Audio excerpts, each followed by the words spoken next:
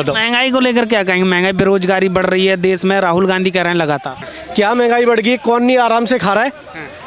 कोई आफत आ रही है किसी पे? मैंने तो अभी तक नहीं देखा।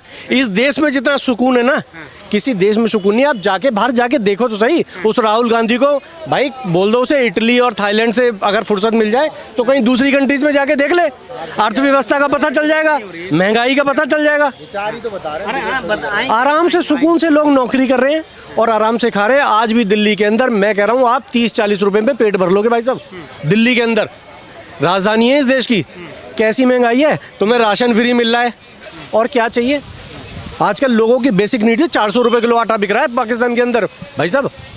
यहाँ तो मजे से खा रहे हैं फ्री में भाई साहब। मैं कह रहा हूँ बड़ा मुश्किल था इतने सालों में। मोदी जी के राज में हमने जो सुधारा है वो बहुत एक बड़ा अचीवमेंट है देश के लिए। नहीं तो बहुत मुश्किल था इस देश को इस बुरे गर्ज से निकालना। बहुत मुश्किल था जो ये कांग्रेस छोड़ के गई है। जो शुक्र है भगवान का कि भगवान ने उस स्थिति में उस समय पे दिया जब बिल्कुल बहुत ज़्यादा ज़रूरत थी इस देश को, तब मोदी जी प्रकट हुए। हाँ जी, मैं कह रहा हूँ प्रकट हुए भाई साहब। ऐसी आत्माएं बहुत बड़ी मुश्किल से मिलती है। तो सौभाग्य हमारे देश का। और देश सोच रहे हैं कि भाई मोदी आ जाए हमारे देश में, हमारे देश का प्रधानमंत्री मोदी बन जाए। ये तो हमारा सौभाग्य है, हमें मोदी जी मिल गए यार। बहुत सौभाग्य है। मैं तो सौभाग्य मानता हूँ कि हम वो पीढ़ी हैं जिसने सब देख लिया, बुरे से बुरा और अच्छे से अच्छा। हमने भगत सिंह नहीं देख पाए, हमने और क्रांतिकारी नहीं देख पाए, लेकिन हमने मोदी जी देख लिया, सब देख लिया। और क्या चाहिए? पूरे विश्व के अंदर एक पहला देश है जो सबसे सुंदर तरीके से चल रहा है भाई साहब, सुंदर तरीके से। हाँ जी, जैसे कांग्रेस ने या जैसे और जितनी आक्रांताएं आई, उन्होंने मंदिर तोड़ के, उन्होंने हमारी किताबें जला के, एजुकेशन व्यवस्था को खराब करके जिस तरीके से उन्होंने देश को गुलाम किया था, आज वैसे ही मोदी जी मंदिरों को बनवा करके, विश्वविद्यालय बनवा करके ऐसे ही देश को आज़ादी दिला रहे हैं। संस्कृति हमारी है, उसको रख रहे हैं। कौन सा ऐसा प्रधानमंत्री था जिसको आपने देखा गुरुद्वारे में जाते हुए, जिसको देखा मंदिरों में जाते हुए, जिसको देखा इतने सारे मंदिर हमारे जो टूटे हुए मंदिर थे उनको दोबारा से बनाया जा रहा है? कौन सा प्रधानमंत्री था जो इन चीज़ों पर ध्यान देता था? उन्हें लगता था कि मंदिर, अरे मंदिर का क्या है, मंदिर क्या देता है? कहा ना राम का स्वरूप ही नहीं है। ये वो कांग्रेस थी यार। आप क्या कहेंगे मोदी की विदेश नीति? भाई साहब कह रहे हैं कि बहुत बढ़िया देश चला रहे हैं, तो आपके विचार क्या? कांग्रेस तो ये भी कह रही है कि मोदी जी विदेश घूम रहे हैं। यार विदेश हो रहे को विदेश पिकनिक मनाने थोड़ी जा रहे हैं।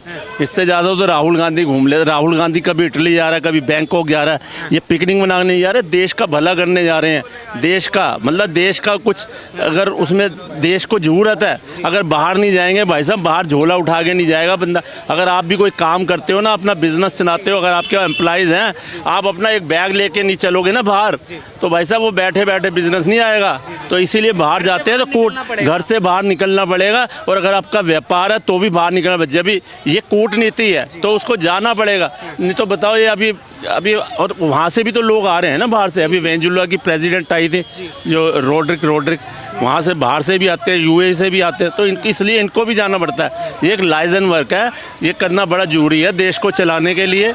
और ये चलाएंगे जब ही देश आगे बढ़ेगा। उसी का नतीजा है। आपको पता है ये कल G7 समिट में जब फ्रांस के अंदर गए थे वीएन में, वहाँ ट्रम्प से भी मुलाकात हुई थी। ट्रम्प ने उसको सीधा बोल दिया भाई मोदी जो है फरिश्ता है, एंजल सीधा उसने बोला है। और कहता है ये है ना बड़ा मतलब वैसे अंदर से नरम है, लेकिन ये बड़ा सख्त नेगोशिएटर है। मतलब जो बार्गेनिंग करता है ना उस मामले में बहुत सख्त है। जैसे टैरिफ के मामले में हो गई, ट्रेड डील के बारे में हो गई, तो मतलब बहुत अच्छा। और उसने मोदी की बहुत जम के तारीफ़ करी है। और उसने ये भी बोल दिया अगर इंडिया पे कोई मोदी की जब तक प्राइम मिनिस्टर कोई अटैक करता है तो अमेरिका साथ में खड़ा है। तो इससे बड़ी क्या बात होगी मेरे को ये बताओ। अब इसे विपक्ष वाले से ढकोसला बताएंगे या कुछ बताएंगे? क्योंकि उस टाइम पहले भी जब उन्होंने बोला था, अब किसी ने विपक्ष वाले ने कहा ये तो यार ड्रामा है, इसका कोई भरोसा नहीं है। अरे भरोसा नहीं है तो पहले जब पाकिस्तान के साथ युद्ध हुआ था इसका, इंडिया का 4-5 दिन के लिए ऑपरेशन सिंदूर चला था, तो जब वो अमेरिका कहता था जी मैंने रुकवा दिया युद्ध, मैंने रुकवा दिया था, उस टाइम तो उसकी बात पे बड़ा भरोसा कर रहे थे। आज कह रहे भरोसा नहीं है। मेरे को ये कहो कि मतलब कोई जबान होती है बंदे की, शुरू में इन्होंने पेट्रोल की शॉर्टेज के लिए बड़ा पैनिक मचाया विपक्ष वालों ने। पेट्रोल में वहाँ जी लाइनें लगी हुई, ये लगी, कुछ नहीं हुआ। आप देखो अब नॉर्मल हो गया है ना। ये सिर्फ विपक्ष वाले कर रहे थे। पेट्रोल भी मिल रहा है और ठीक है महंगा थोड़ा ज़रूर हुआ है, लेकिन अभी भी पेट्रोल की अगर महंगाई मैं आपको बता दूं कि जब मनमोहन सिंह जी आए थे उस टाइम 35 रुपये लीटर पेट्रोल था, और जब मनमोहन सिंह जी गए 2014 में तो 72 रुपये लीटर था। तो उसका अनुपात देख लो, 116% बढ़ा है पेट्रोल, और आज 102 रुपये पेट्रोल है, उसकी परसेंटेज देख लो कितना बढ़ा है। उस टाइम देख लो 37 रुपये बढ़ा, और अब देख लो कितना बढ़ा है। मेरे ख्याल 28 और 2 30 रुपये बढ़े हैं, और परसेंटेज भी देख लो आप। तो मतलब ये भी तो देखने की चीज़ है। उसके बाद देश की इकोनॉमी को चौथे नंबर पे ले आए। वहाँ उस टाइम 10वें नंबर पे 11वें नंबर पे इकोनॉमी होती थी, अर्थव्यवस्था, आज चौथे नंबर पर है। तो मतलब ये चीज़ें है ना, ये थोड़ा सा इनको विपक्ष वालों को सोच समझ के बोलना चाहिए। विपक्ष वाले जो होते हैं बस ये राहुल गांधी जी कहते हैं जी, वो क्या नाम मोदी जी, वो जैसे वो समुद्र के अंदर जाके उन्होंने प्रार्थना करी, प्रे करी गॉड की समुद्र के अंदर जाके, तो कहते हैं ये ड्रामा है। और जब खुद जाते हैं समुद्र के अंदर ऑक्सीजन सिलेंडर लगा के, तो वो क्या है, वो कोई सोशल वर्क है, वो भी तो घूमने। तो ये सारे कहीं खुश नहीं है। मतलब इन्होंने विपक्ष वालों ने झूठी राजनीति करनी है, झूठ की राजनीति करनी है, ये इनका वो है। ये जैसे इन 12 सालों का जो कार्यकाल है, सबसे बेहतर काम कौन सा लगा कि ये बहुत पहले हो जाना चाहिए, अब मोदी सरकार में हुआ, ऐसा लगा आपको कोई काम ऐसे? मैं तो कह रहा हूँ कोई भी ऐसा सिंगल काम ऐसा नहीं लगा कि ये बड़ा इजी था। हर काम इतना टफ था, हमें लगता था कि ऐसा हो ही नहीं सकता। धारा 370 तो हट ही नहीं सकती, राम मंदिर तो बन ही नहीं सकता, ये तो हो ही नहीं सकता, वो तो हो ही नहीं सकता, ये होता था। ये जो परसेंटेज है ना, ये एक आम आदमी के समझ में नहीं आएगी। आप इसको गिनाओ कि हमारी अर्थव्यवस्था इतनी पहुंच गई, उसको कोई लेना देना नहीं है। बस उसको ये लेने देना है अंदर जो कॉन्फिडेंस था अपने भारत के प्रति और हर उसके प्रति, कि अगर बाहर निकल रहा है घर से, अरे यार गुंडे लूट लेंगे, अरे यार ये मार देगा, ज़्यादा पैसा जमा कर लिया तो आफत, फलाना कर लिया तो आफत।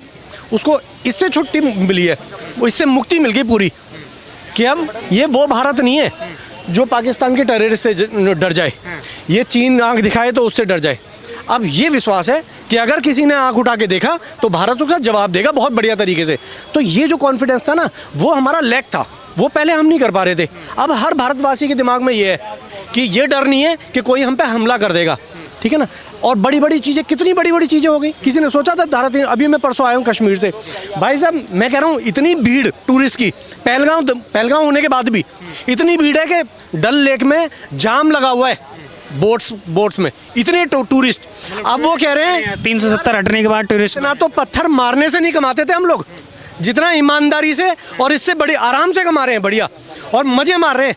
आज वहाँ पे एक खच्चर जो है 2200 रुपये का है भाई साहब, सोनमर्ग के अंदर 2200 रुपये का, सोचो। और वो 2 या 3 चक्कर लगा देते हैं। सोचो एक आदमी वहाँ पे जहाँ पे 300 से 600 रुपये कमा रहे थे पर डे के पत्थर मार के, वो आज 5-6 हज़ार रुपये कमा रहा है, तो वो क्यों पत्थर मारेगा? उसे समझ में आ गया कि बदलाव जब आता है तो ऐसे आता है। उसे पता ही नहीं था, उसे लगता था अरे पाकिस्तान ने 200 का नोट छपा दिया, 500 रुपये दे दिया, 2000 का नकली नोट थमा दिए, हो गया काम हमारा। तो अब यहाँ वो ईमानदारी से उससे डबल कमा रहा है, तो वो क्यों पत्थर मारेगा? तो कश्मीर तो ऐसे इतना बड़ा काम कर दिया, इतने मंदिर बनवा दिए, चाहे कितने भी कॉरिडोर देख लो, वो बड़े काम हो गए हमारे। और क्या चाहिए हमें? पाकिस्तान की बैंड बजा दी, चाइना ने आग दिखाना बंद कर दिया, और क्या चाहिए हमें? हमने कितने करोड़ लोगों को कोविड से लेके अब तक 80 करोड़ मानते हैं ना कि उनको फ्री राशन मिल रहा है। एक गरीब देश, कोई भी गरीब देश क्या 80 करोड़ लोगों को खिला सकता है? इतने साल हो गए, 2020 से अब तक 6 साल हो गए, खिला के दिखा दे मुझे कोई। अपने 2 रिश्तेदारों को 4 दिन रोटी नहीं खिला सकते हम, और वो भाई साहब 80 करोड़ लोगों को खाना खिला रहे हैं। पहले वो अनाज सड़ जाता था, कहीं भी देखते थे आप, आए दिन ये होता था यहाँ अनाज सड़ गया, बरसात में यहाँ अनाज सड़ गया। अब क्यों नहीं सड़ रहा? क्योंकि वो अनाज काम आ रहा है। ये योजनाएं होती है, एक आदमी का दिमाग देखो कितनी दूर की सोच है यार उसकी। उसने आते ही खाते खुलवा दिए। क्यों खुलवा दिए? पता था कैसे सिस्टम बनाना है। साफ सफाई पे ध्यान दिया, लोगों ने सोचा अरे नाली साफ करवा के या छोटे छोटे वो टेम्पू चल, इससे क्या हो रहा है? अब देखो ना साफ सफाई है, तो उन्हें लगता है कि ये छोटी चीज़ों से कुछ नहीं होगा। अरे देश छोटी छोटी बदलाव होता है। ताली थाली बजवा दी, इससे क्या हो रहा है? अरे हमारी एकता को दर्शाता है। हमने किस तरीके से एकता दिखाई, पूरा देश आए एक उसमें खड़ा हुआ है, ये दर्शाता है। तो बहुत बड़े बड़े काम किए भाई मोदी जी ने। उनके राज में हमने देखे बड़े बड़े काम जो हमने कभी नहीं देखे थे। हम डेली देख रहे थे आज ये हो गया, आज वो हो गया। डेली एक प्रधानमंत्री को डेली सुनना बहुत बड़ी बात है। पहले कहाँ किसी ने देखा था? आज मोदी जी जहाँ मर्जी रात को 3 बजे जाके वैज्ञानिकों की पीठ थपथपा रहे हैं, कोई बात नहीं, देख लेंगे। दोबारा उन्होंने करके दिखाया, हम चले गए अंतरिक्ष में। और कैसा वो चाहिए भाई? दिन रात एक आदमी मुझे पता नहीं 4 घंटे भी सोते होंगे नहीं होते, कोई करते है यार 75 साल की उम्र में? हम लोगों की बैंड बज जाती है 2 बार फ्लाइट लेने में। वो आदमी आज यहाँ है, आज वहाँ है, वहाँ है। कैसे भाई? और तुम कहते हो बड़ा काम नहीं कर रहा है, और कैसा बड़ा काम कर दे? मतलब जो कहते हैं कि मेरा जीवन देश के लिए समर्पित है, तो वो मतलब दिख रहा है। हाँ भाई, तन समर्पित, सब पूरा समर्पित कर दिया अपने आप को। क्या लिया उन्होंने? ना परिवार मिला, ना माँ, कोई कुछ नहीं मिला। भाई भी देखो आज वही कर रहे हैं। एक आदमी 3 बार मुख्यमंत्री बन गया, 3 बार प्रधानमंत्री बन गया, उनकी पुश्तें लेकिन वही खा रही हैं जो पहले खा रही थी।